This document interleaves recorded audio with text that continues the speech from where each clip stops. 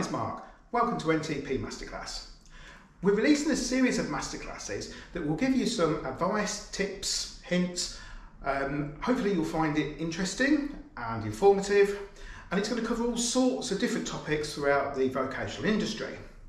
Now today's is specifically aimed at those wishing to come into the industry, so those that are looking to get their certificate of professional competence as transport manager.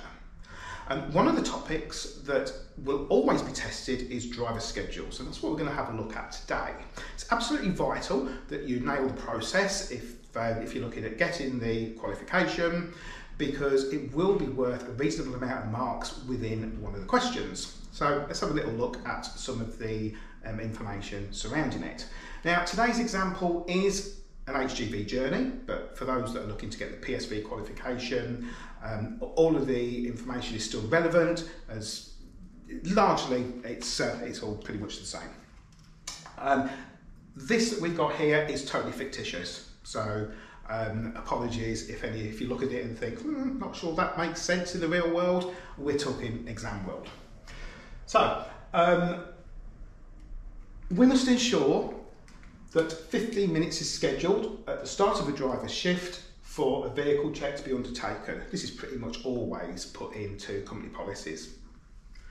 Our driver will not be scheduled any extended driving hours. Now, as I'm sure you can all aware, we can extend our driving hours from 9 hours to 10 hours a day, no more than twice in a fixed week, but it's telling us here we can't do that. We've got to stick to a maximum of 9 hours.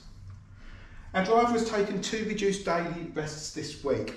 Highly relevant because we can take 3 reduced daily rests in any working week. This is telling us we've taken 2, so if our journey is going to take more than 1 day, we can actually use a reduced daily rest. We will schedule the driver to take their breaks and rest periods as legally as late as possible and for the shortest time possible. 99% of the times in an exam, you will see this statement. That means that when we're talking about our driving, our rests, etc., and putting breaks in, we're going to take them as late as possible. It's the only way the examiner can actually prove that you know the information. Our drivers have also signed an opt-out from the night workers' working time limits. 10 hours maximum working overnight.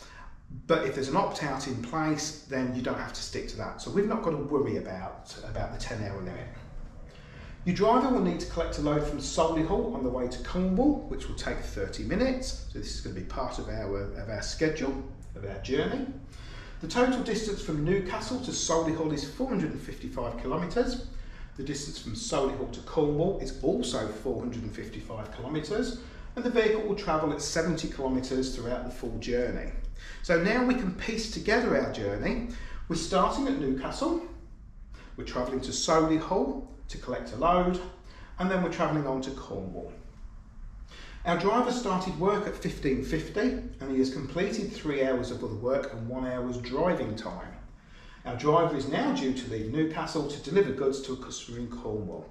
Absolutely crucial this, because this is giving us our starting time for the day, but that's not when we're starting our journey, because he's already completed 4 hours.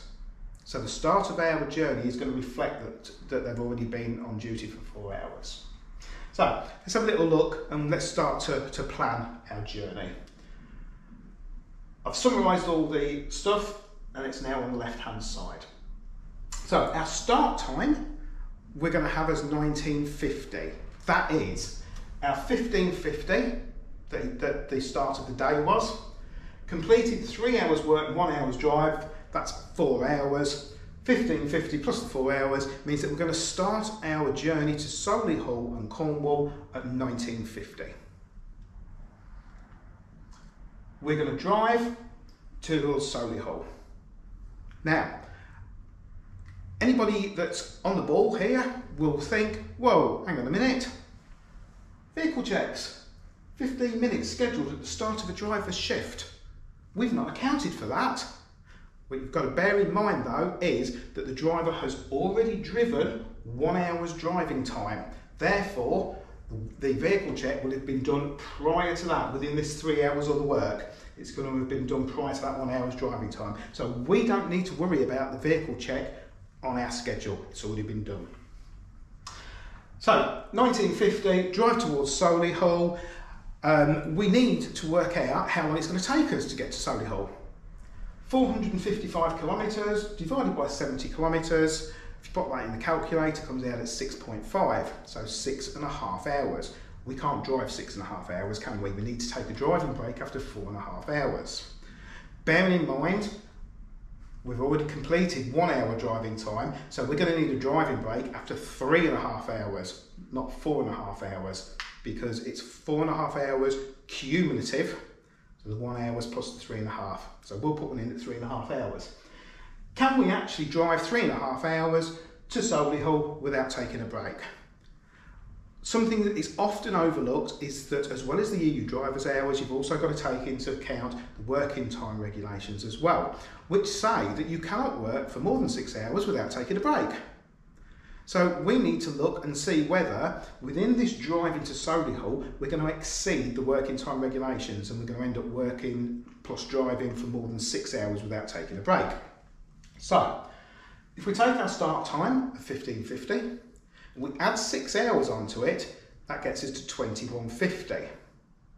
Now if it's going to take us 3.5 hours driving towards Solihull before we need a driving break, we can actually only drive 2 hours before we need a working time break. So we know that our finish time for this activity is going to have to be 21:50. Our next activity is we're going to have to take our 15-minute working time break. So 21:50, working time break to 22:05. We can then continue driving. So if we start again at 22:05, we're going to drive as far as we can before taking a driving break. We have driven 2 hours. We've driven an hour here, so we've already driven 3 hours. That means we can only drive 1.5 hours before having to stop after the end of our 4.5 hours cumulative driving. So 22:05, continue driving to Solihull. We need to be stopping at 23:35. That's 4.5 hours total driving. We can take the balance of our driving break, remembering that this 15 minutes working time break also satisfies as a first part of a split driving break, so we only have to take half an hour driver's break. We can then continue at 00:05 and we can continue driving towards Solihull. Can we get all the way to Solihull? Well, it's a 6.5 hour journey. We've already driven 2 hours and 1.5 hours, so we've driven 3.5 hours, so we've got 3 hours balance of driving before we arrive at Solihull. We can get there without a problem. Once we get to Solihull, at 3:05, we're going to load, which takes 30 minutes. 30 minutes to load, 03:35. And after we've loaded, we're now ready. We can carry on driving towards Cornwall. Now, how far is Cornwall? 455 kilometres, 70 kilometres per hour. That's going to give us 6.5 hours again. Again, we can't drive the 6.5. We can only drive a maximum of 4.5 before taking a break. But we need to have a look and see what we've already driven, because don't forget, we can only drive a maximum of 9 hours in the day, can't we? Now, we've already driven 6.5 hours to get to Solihull. Plus we've driven this extra hour, so we've done 7.5 hours. So we can only drive a further 1.5 hours before we need to be taking a daily rest.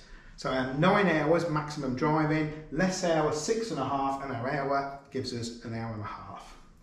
So we're going to start at 3:35, we're going to drive towards Cornwall, and we're going to stop at 5:05. And when we stop at 5:05, we're going to take our daily rest. How long's our daily rest? As we discussed earlier, we can still do a reduced daily rest because we can do 3 in the week. So 9 hours daily rest is going to be 14:05. So when we start again at 14:05, this is going to be our day 2. What do we do at the beginning of day 2? We have to do our vehicle check. So 14:05, vehicle check for 15 minutes takes us to 14:20. We're then going to continue driving towards Cornwall. So, how long is it going to take us to get to Cornwall? We've driven an hour and a half. We've got 5 hours left. We can't drive the whole 5 hours. We can only drive a maximum of 4.5. So we're going to start at 14:20, drive 4.5 hours, 18:50.